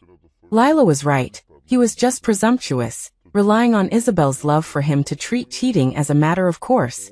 They had been together for 12 years, and the one thing Isabel couldn't accept was cheating. But she indulged him little by little. Now that Isabel had left, he regretted it. He had promised to take care of Isabel for the rest of his life.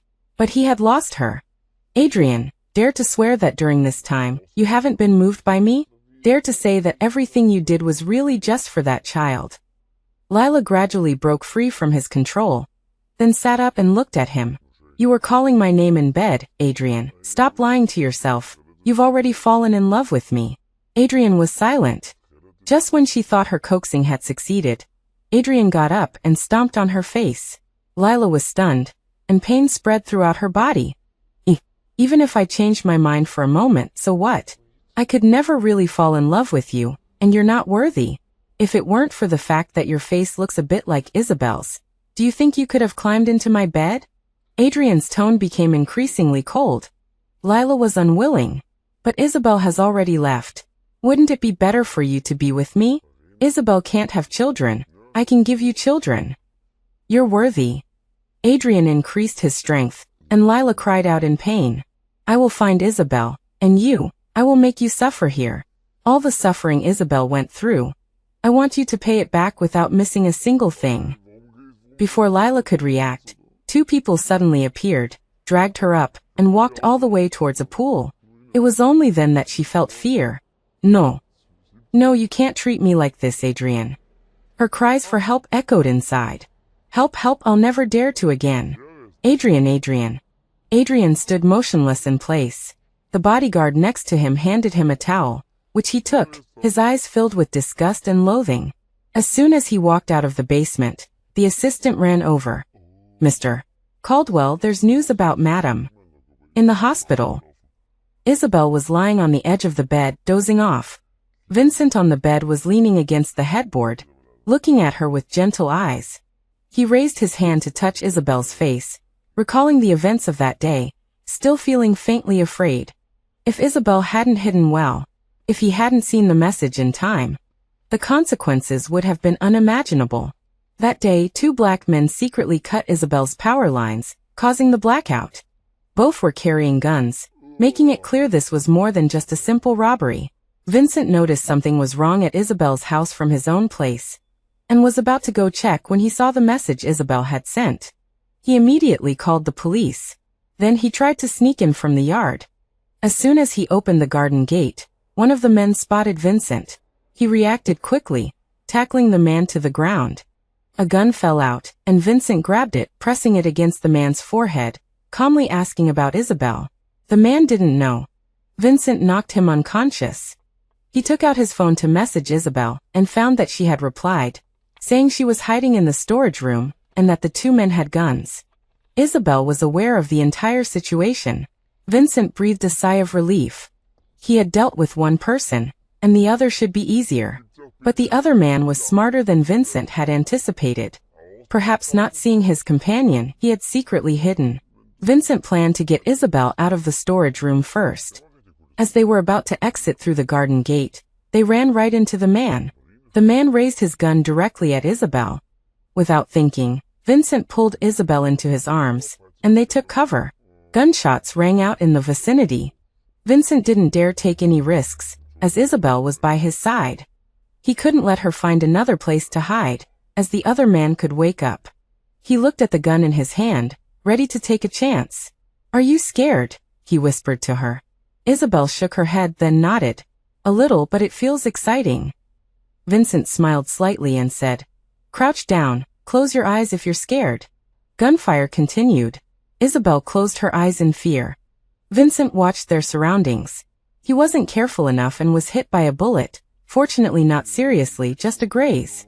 The other man wasn't so lucky, taking a direct hit. Vincent was about to finish him off when the sound of police sirens filled the air. He breathed a sigh of relief. They gave a statement, handed the guns over to the police, and were taken to the hospital by the police. That's how the incident finally ended. The only thing that surprised Vincent was that Isabel cried when she saw his wound. This confirmed something for him. Lost in thought, Isabel woke up. How do you feel? Are you still uncomfortable? Should I call a nurse? The first thing she did when she woke up was ask about Vincent's injury. Vincent leaned against the headboard, his peach blossom eyes smiling, his tone casual. Uncomfortable, but I don't need a nurse, just need you here. Isabel looked away, a little embarrassed, and mumbled quietly. Aren't I already here? Are you finally willing to face me then? Vincent asked her. The calm words revealing a hint of surprise that was almost imperceptible. Isabel knew what she thought in her heart. She just felt that her change was too fast, like it shouldn't be this way. She sat up straight, quietly looking at Vincent, as if she was ready to reveal everything. Vincent, aren't you curious why others call me Sophia, but I told you my name is Isabel? This was her identity here, arranged by Mr. Peterson. It was clear that on their first day meeting, she had told Vincent her real name. Everyone has their own secrets. I understand. You'll tell me when you want to. Then I'll tell you now. Isabel took a deep breath. I was married. I knew that person for 12 years, married for 5. I got divorced recently and changed my name specifically to escape. That doesn't conflict with us being together. That's your past. I don't mind it. I'm just a little disappointed I wasn't part of it. Vincent said openly. Isabel was surprised by his candor, then she raised a fatal topic. My ex-husband might come looking for me. Would you remarry him? Vincent looked at her seriously. This eye contact reminded Isabel of when they first met. Also these unique eyes. She recalled the time they had spent together, comfortable, happy, unlike the feeling Adrian had given her. Adrian was always busy with work, especially when he had just taken over the Caldwell family. It could be said that everything fell on his shoulders. So during that time Isabel was bullied at school, but Adrian didn't know. Later, Isabel had a serious illness, and the doctor noticed something was wrong and informed Adrian. After that, Adrian assigned bodyguards to Isabel's side. During her student days, Isabel actually had very few friends. Everyone feared the Caldwell family, and was even more afraid of upsetting Isabel. Isabel didn't care about any of that, because she felt that she had Adrian. Until now. She understood that she was too dependent on Adrian. Vincent was different. He would support her in doing anything, accompany her, and encourage her to try many different things. If she did something wrong, he would say, "Great." That feeling was magical. I won't. From the moment I decided to get a divorce, I didn't consider remarrying. This is my past. I don't want to hide it. Maybe one day he will come looking for me. I don't want to be questioned at that time, and I don't want things to get unpleasant. Vincent smiled. You're single, I'm single, and you won't consider remarrying your ex-husband, so us being together is perfectly reasonable. What kind of logic is that? Isabel couldn't help but laugh. No logic. I just want to be with you. Vincent took her hand, his eyes gentle. Isabel saw the seriousness in his eyes. They hadn't known each other for long, but she didn't understand why he could be so serious. The air was quiet. She could clearly hear her heart beating. If just one failed marriage made her lose her longing for beautiful things, then she would definitely be a coward. But Isabel wasn't a coward. Okay. You. Agreed. Agreed. Vincent rarely showed such a confused and helpless expression, as if he had received his most precious thing, but he was reluctant to touch it. His hand that was holding Isabel's trembled slightly. Isabel also felt it. She took his hand back, giving him strength. 3 days later, Vincent was discharged from the hospital. Isabel was afraid that his wound would relapse, so she practically lived at Vincent's house to take care of him. Although Vincent still did the cooking, Isabel would still help. Isabel was in charge of the coffee shop, and it was almost finished renovating. It would be able to open in a few days.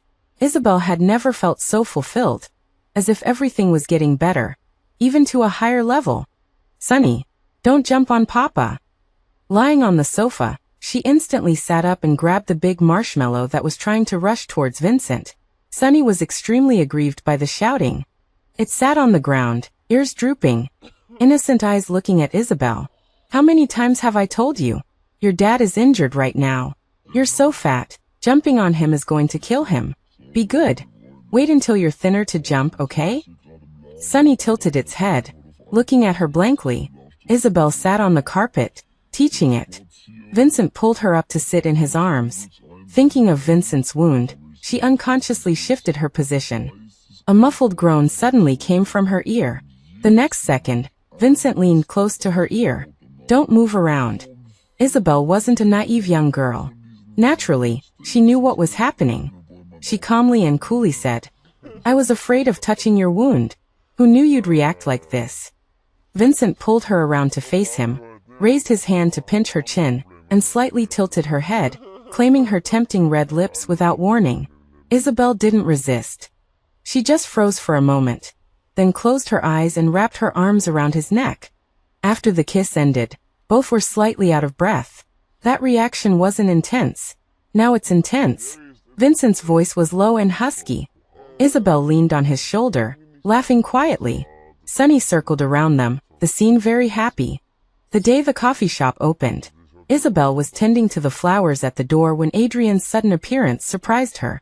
"Isabel, I finally found you." Isabel's hand holding the scissors paused. She turned her head to meet Adrian's surprised eyes. She put down the scissors, calmly and plainly. "Hello, are you here for coffee?" "Isabel, come back with me, okay?" Adrian walked forward, his face visibly tired, his eyes pleading. "Sir, you've mistaken me for someone else." Actually, Isabel could admit that the divorce was finalized. Everything was clearly divided. She had nothing to hide, and there was no need to worry that Adrian would really take her away. It was just that she didn't want to create a lot of trouble, especially since Vincent was inside. "What's wrong with you? Did you get injured and lose your memory? How could you not recognize me?" "Isabel, it's me, Adrian." Isabel frowned slightly, pulled her hand away, and took several steps back, not concealing her disgust at all. "I don't know you. What exactly do you want?" "I'm Adrian, your husband. We have so many years of memories and love. How could you just forget me like that?" "I don't believe it. I don't believe it. We were together since we were 16, and stayed together until today, 8 years of love, 5 years of marriage, so many years of affection. How can you just say you've forgotten?" "Forget it. It doesn't matter if you don't remember me. Come back with me. Let's start over, okay?" The next second, Vincent appeared behind Isabel, embracing her in his arms, declaring his ownership. "Go back with you? Sophia and I are already together. You say go back with you and I'll just let her go." Vincent had just walked in and saw the sudden appearance of Adrian, recalling what Isabel had told him a few days ago. He had anticipated that he would come, but he didn't expect it to happen so quickly. He immediately changed his story, just to solidify the truth of Isabel's amnesia. Seeing the tall Vincent embracing the petite Isabel, the intimate contact, the matching appearance, it was like a sharp thorn piercing Adrian deeply. Pain overflowed from his heart throughout his body, countless cells screaming in agony, causing him to clutch his heart and gasp for breath. He couldn't accept it, couldn't accept that Isabel already had a man by her side. In his heart, Isabel belonged to him, Adrian. Even if they were divorced, she was still his alone. Even if she had amnesia, she was still his. He pointed at the two of them, shaking his head frantically. "I don't believe it. I don't believe it. Isabel, you must have hired someone to act to deceive me, right? How could you be with someone else?" Adrian's voice was faintly choked with sobs. He still hadn't given up, grabbing Isabel's slender arm, his grip so strong it felt like he was going to crush her joints. "Come with me. Come back with me. Isabel, come back with me. Even if you have amnesia, I will take you away." Isabel frowned, her face full of pain. Vincent roared loudly. "Let go of her." Adrian regained his composure, a red mark appearing on Isabel's arm. Vincent helped her rub the swelling, his eyes full of pity. "Are you sick? My girlfriend already said she doesn't know you. Why are you still pestering her here? I'm telling you, if you don't leave now, I'm going to call the police." Vincent stood in front of Isabel. He was taller than Adrian, looking down at him, his eyes full of anger. Adrian wanted to say something more, but could only watch helplessly as the two of them left, Vincent taking Isabel back to the cafe. How could he be willing? Watching Isabel be with someone else. Isabel loved him so much. They were together for so many years. How could she just forget him? And how could she be with someone else? He didn't believe it. Moreover, he had already turned over a new leaf. All Isabel could do was forgive him and return to their former life. Wouldn't that be good? Thinking of this, Adrian clenched his fists and followed the two of them into the cafe. He sat by the window. Vincent saw him and immediately prepared to evict him, but he stopped him under the guise of being a customer. Vincent nodded heavily, staring at Adrian from a short distance. At this moment his gaze was entirely on Isabel, who was working aside. Isabel also treated him as heir. As long as Adrian felt he was just making a fool of himself, he would naturally leave. Moreover, she was already with Vincent now, and there was even less of a chance that she would leave with Adrian. The moment she decided to leave, There was no turning back. Isabel prepared to close up, hugging Sunny next to her and showering her with affection. Sunny, Mommy will take you out to play, okay? Upon hearing this name, Adrian was even more shocked. Sunny. Isabel's previous cat was named Sunny. Adrian looked at Isabel, his expression gloomy. Are you lying to me? You don't have amnesia at all. Isabel froze in place, but quickly regained her composure. Adrian, we're already divorced. Can you please stop pestering me?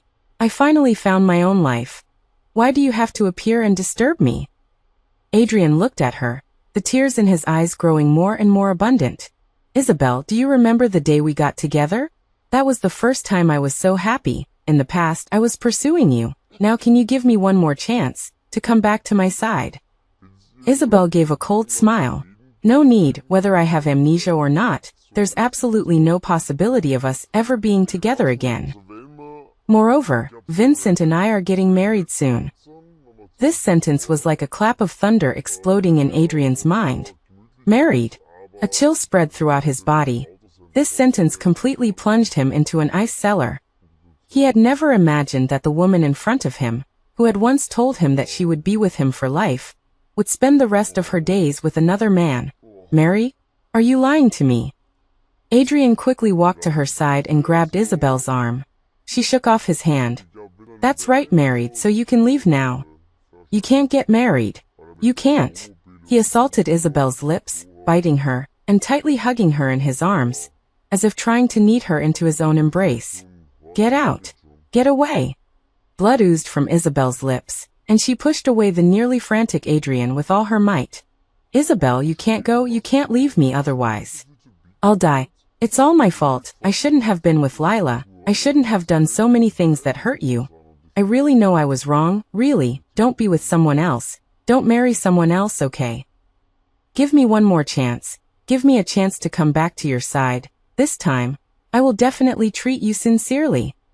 With a slap, Isabel swung her hand and landed on Adrian's face, sounding extremely loud in the open cafe. Isabel. Vincent rushed over upon hearing the sound, so nervous that he didn't even have time to change his form of address.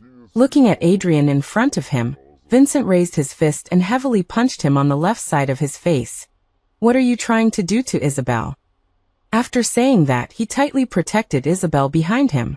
His face was gloomy, but he comforted Isabel behind him. Isabel, it's okay, I'll handle it, you go back first. Isabel quickly left the cafe with Sunny in her arms, leaving only the two men facing each other.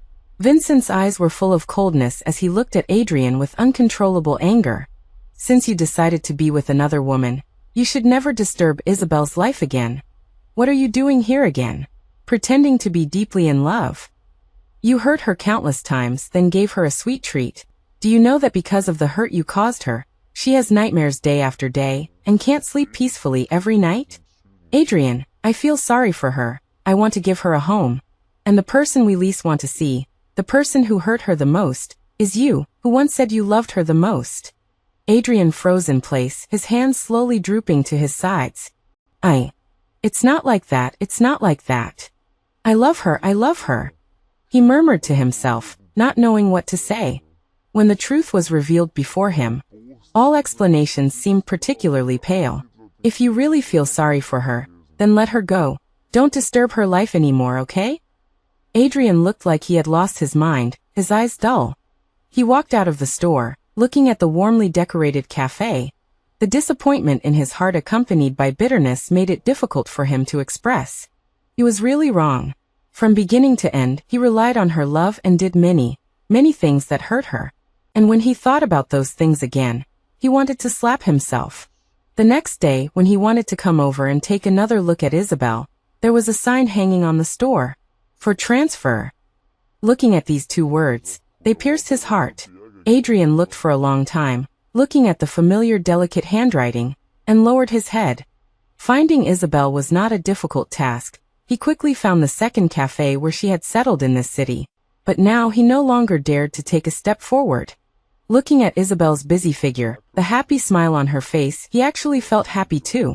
Watching her and Vincent walking together with Sunny, he followed behind them, hiding and dodging. This, too, could be considered participating in their lives. But on the day Isabel walked out of the cafe and crossed the road to buy a small cake, he saw a car driving towards her on the road, the speed getting faster and faster. Adrian, watching the person and car about to collide, suddenly rushed out, pushed Isabel aside, and fell onto the road. All Adrian could hear was endless noise, the sound of car horns, the screams of the crowd. His consciousness only had a blank space. He had finally protected Isabel once.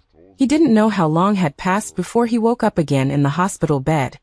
Anxiously, he wanted to find something beside the bed, but found it empty. Isabel didn't come to see him, but his bedside table was filled with supplements. Waking up means you're mostly fine. Fortunately, the car accident wasn't too serious and didn't injure any vital organs. The doctor looked at him, carefully giving instructions. Adrian wanted to say something, but in the end he couldn't control himself. "Can Isabel come to see me? We will contact Ms. Isabel about this matter. If she has no objections, you can see her yourself." Adrian waited for a week, but still didn't see the person he wanted to see. However, on the day of his discharge he was greeted by Isabel and Vincent. They stood by his bed, and although there was a hint of displeasure, they took the initiative to speak. "I'm very grateful you saved me, but that just means we're even. I don't want to mention anything about what happened before. After this, let's just go our separate ways and never meet again." Adrian got out of bed and wanted to grab Isabel's hand. How could he bear to go their separate ways from the woman in front of him? No, Isabel, I'm willing to do anything for you. I know you don't want to come back to my side now, I can wait." Vincent interrupted him. "You don't need to wait. Isabel and I came here today not to see you, but to see the child in Isabel's belly." The word child exploded in his mind like a thunderbolt. "Child?" Adrian grabbed the corner of Isabel's clothes and pleaded. "Isabel, tell me it's not true. How could you be pregnant?" Isabel took a step back, stood beside Vincent, and hooked her arm around his, appearing particularly intimate. "Vincent is right, I'm pregnant and the child is his. We'll be holding our wedding next week, and after that, we'll be a happy family." Adrian, give up. "Although I don't know what happened between you and Lila. She also has your child in her belly. I hope you can treat her well." "No. The child in her belly isn't mine at all. That child won't even survive to be born. All of it, is a scheme set up by Lila. We've all been deceived by her." Isabel showed no reaction after hearing this. "You're the one who was deceived by her, because you're the one who did so many things to me because of her. You're the one who's regretting it now. Because of this matter, I was able to recognize a person, and was able to find my true happiness. Although it was painful, my ending is very complete." After saying that, she looked at Vincent, her beautiful eyes filled with tenderness. Seeing this scene, Adrian only felt a piercing pain in his heart. He failed to protect the woman in front of him, and failed to protect her. He suddenly remembered many years ago, when they were still naive teenagers. Isabel looked at him with the same expression. He looked at her seriously and told her, "With me here, no one will be able to bully you in the future." "But you can't protect me for a lifetime." "I can." Isabel laughed. "Will you always like me? Will you never change your mind and never do anything to hurt me?" Adrian's expression was firm and serious, and he directly leaned in and kissed her lips. "I won't. If I ever do such a thing, then you should never pay attention to me, and leave me alone forever." The words spoken back then, now seemed like a prophecy. He lost the girl he loved most, and it became a scar in his heart from then on. After Adrian was discharged from the hospital, he returned to the Caldwell family. He had been drinking heavily these days, locking himself in his room all day and refusing to come out. Until one day he suddenly opened the door to the basement and saw Lila in shackles, who had lost a lot of weight and seemed to be all skin and bones. Seeing Adrian, she crawled to his feet, kowtowing incessantly. I was wrong, Adrian. Let me go, I'll never do this again. I was wrong." Adrian kicked her away. "Don't call me Adrian." Looking at that face similar to Isabel's, he pinched her chin tightly, as if trying to crush it with force. "What? You really want to leave?" Lila nodded, enduring the pain, tears welling up in her eyes. "As long as you let me out, I can do anything, I swear. I will never disturb your life again. I will go far away. I beg you, young Master Hua." Adrian let go, nodded, his face gloomy. Okay, I can let you go. After saying that, he grabbed Lila and threw her into the back seat of the car, as if dragging her. Lila's mouth was stuffed with something, and her hands and feet were tied. Her eyes widened, and she felt extremely panicked. Adrian could let her out. So why didn't he just let her go directly, but instead took her away? Was this really the freedom she wanted? Watching the scenery outside the window constantly receding, until the familiar scenery became strange, Lila couldn't help but tremble. This wasn't letting her go, this was throwing her into the deep mountains and forests. When they reached their destination, Adrian opened the car door, and continued to push her forward. Before long, they saw a small wooden house. Adrian opened the door to the house. It was very empty inside, but there were many instruments of torture. The cloth in Lila's mouth was removed. Just as she was about to scream, several ragged men walked in behind her. They looked like they hadn't seen a woman in a long time, and they were excited and drooling when they saw Lila, their eyes full of light. Mr. Caldwell, can we really enjoy this woman as we please? Adrian nodded. It's up to you. Whoever has the most turns can come to me for a reward. As soon as he said that, these men pounced on Lila like starving beasts, and soon, they heard the sound of cloth tearing. She wanted to scream, wanted to stop them, but she couldn't move her hands and feet.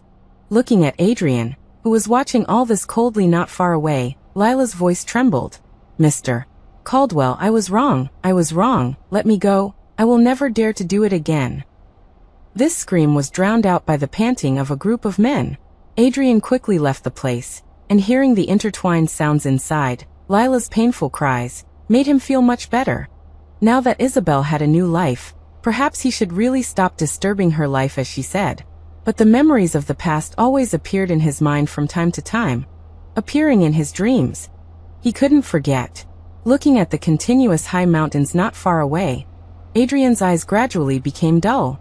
He still had things to do, and once he finished them, he would apologize to Isabel in another way. This kind of atonement was the only thing he could do. Isabel and Vincent had already set the wedding date, next Monday. The two were busy with all of this. Feeling Vincent's care, Isabel stroked her belly, and looked forward to everything in the future. Vincent, he was different from Adrian. He was mature, stable, and very considerate. If she had met him earlier, maybe her life would have been smooth sailing a long time ago. But it wasn't too late now. Isabel and Vincent's wedding was not very grand, which Isabel had requested. She only wanted to invite a small group of people to attend. The most important thing about a wedding was the loving couple, and the people who sincerely blessed them. Vincent agreed. Although the wedding was small, none of the necessary rituals were missing. Isabel stood on the stage in a wedding dress, and Vincent was already in tears. He kept wiping his tears, looking at the woman who was about to become his wife. Groom, are you willing to take your bride, to have and to hold, from this day forward, for better, for worse, for richer, for poorer, in sickness and in health, to love and to cherish, till death do you part? Vincent nodded. Ido. Bride, are you willing to take your groom, to have and to hold, from this day forward, for better, for worse, for richer, for poorer, in sickness and in health, to love and to cherish, till death do you part? Adrian stood in the shadows, watching the couple. Isabel quickly gave an affirmative answer. Now the groom may kiss the bride. Vincent gently kissed Isabel's forehead, his expression affectionate and gentle. Adrian's heart ached.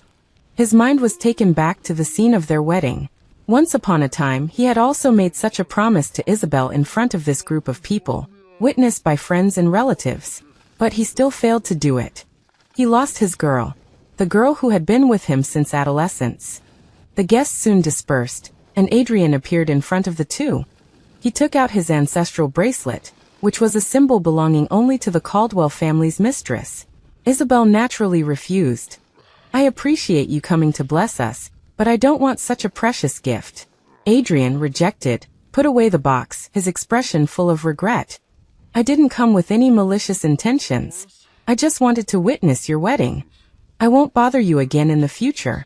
I hope your life gets better and better, and that the man beside you treats you as he did at the beginning. Isabel, holding Vincent's hand, said with a proud look, he will. Adrian quickly left as well. He went to many of the roads he used to walk with Isabel during their school days. They were once an enviable couple here. He came to the lake, feeling the cool lake breeze brush across his face, just like many years ago, when Isabel gently cupped his face. He left this world with a smile on his face. News of Adrian's departure quickly reached Isabel's ears. When she heard the news, she didn't have a single ripple of emotion. Vincent looked at Isabel. Adrian. Do you have no thoughts? Isabel chuckled. The past will fade with time. Hurts and being hurt will only leave traces in the river of time. But time will also smooth everything over. The person by my side now is you. Other people are irrelevant to me. Isabel gently comforted Vincent beside her, stroking her already slightly protruding belly. What do you think? Will our child be a little boy or a little girl? A little boy. I hope he can protect you like I do. Isabel laughed. I hope he has a carefree life, smooth sailing all his life. The sunlight shone on them. The scene at this moment was incredibly warm. Vincent squatted down, listening to the sound of the child in her belly, and gently placed a kiss on Isabel's forehead. Thank you for your hard work, my wife. In fact, many times, this simple happiness will last for a long time in memories. No matter when you think about it, it will unconsciously make you smile. That's what happiness means, isn't it? Being with the person you love, no matter what you do, you will feel happy. Isabel looked at Vincent's handsome profile, her eyes narrowing even more. At least now she is happy, isn't she?